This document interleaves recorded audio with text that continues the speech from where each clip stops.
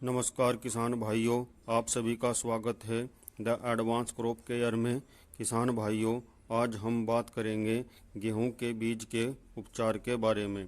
किसान भाइयों, इस टॉपिक से मुख्य रूप से दो सवाल आते हैं। पहला तो बीज उपचार कैसे करना चाहिए और दूसरा बीज उपचार करने से क्या लाभ होते हैं।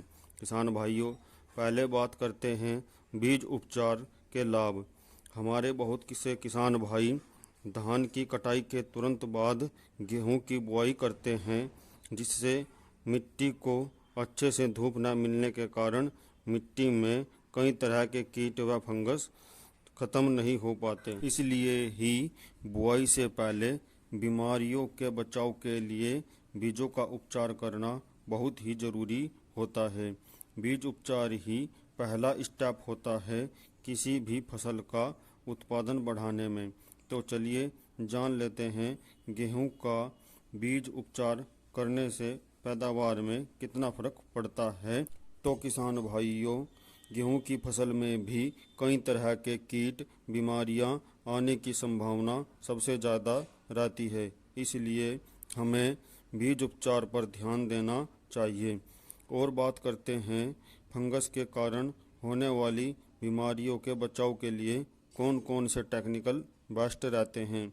तो फंगस के बचाव के लिए कार्बेंडाजिम, टेबुकोनाजोल से बीज उपचार करना चाहिए, क्योंकि ये टेक्निकल एक high performance broad spectrum systemic seed treatment fungicide हैं और ये बीज के अंदर जाकर लंबे समय तक बीज जनित और मिट्टी जनित रोगों के खिलाफ बहुत ही बढ़िया नियंत्रण देते हैं। इससे बीज उपचार करने से हर एक दाना जमकर आता है। आपने देखा होगा करनाल बट, लू स्मट, रूट रोड जैसी बीमारियां आती हैं, तो इन बीमारियों के लिए बीज उपचार करना बहुत ही ज़रूरी होता है।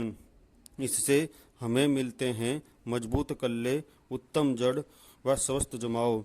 अब बात करते हैं बीज उपचार कैसे करना चाहिए और दवा की सही मात्रा क्या है। किसान भाइयों, 2 ml या 2 ग्राम दवा से 1 किलोग्राम बीज उपचार करना चाहिए। अगर आप सिजेंटा का डिविडेंट ले रहे हो तो 80 ग्राम दवा से 40 से 50 किलोग्राम बीज उपचार कर सकते हो।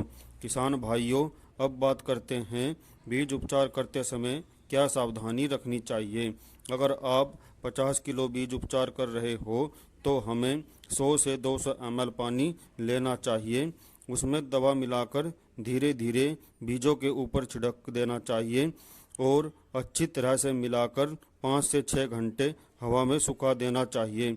तो किसान भाइयों, आज हमने बात की गेहूं के बीज के उपचार के बारे में।